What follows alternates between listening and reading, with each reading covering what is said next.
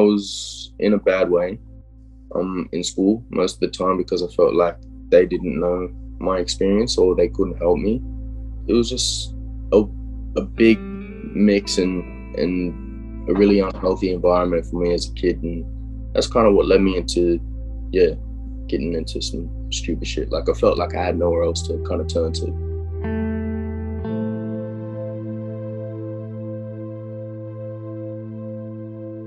Education as a way of first keeping people out of the criminal justice system, but also helping them reset their lives. Almost half of young people in detention across Australia will reoffend within 2 years, many of them ending up back in prison.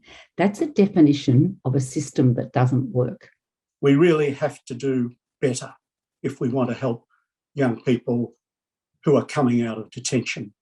We know justice reinvestment works. We know putting kids in court, physically in court for a diversion, doesn't work as much as it could if we could actually invest it at an earlier stage. The interaction with the court provided an opportunity to try and reconnect those young people to school or training, and thereby re-engage them with a key protective factor against criminal activity. I think we're the only school probably in the country that's doing this, where students are on court orders, disengaged from education.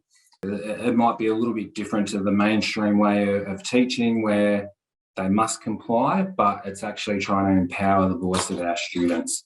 It's quite clear that these young people are highly disadvantaged and marginalised.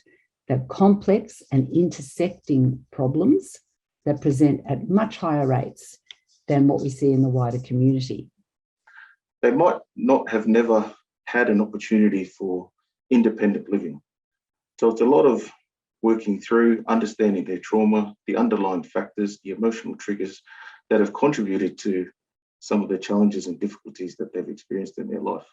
The years after my mum passed away, I'm still in residential care, and being at Pavilion, I felt like there was teachers there that finally let me hone my voice, and were able to sit down and have that respectful convo and just make sure that they know that that you're going to be respected when you sit down and open up to them and talk to them about the way you're feeling. And then when you have those relationships, then you want to sit down and you want to do better for yourself because you can relax and you're comfortable because you're not feeling out of place as much.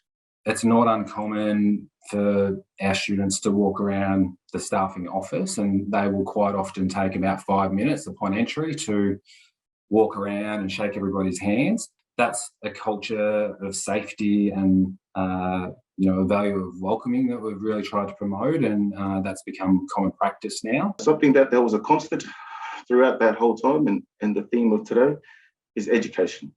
He was involved with a flexible school in the Melbourne region, and throughout his entire support period, that gave him stability, structure, positive peer connectedness, and he was surrounded by positive role models.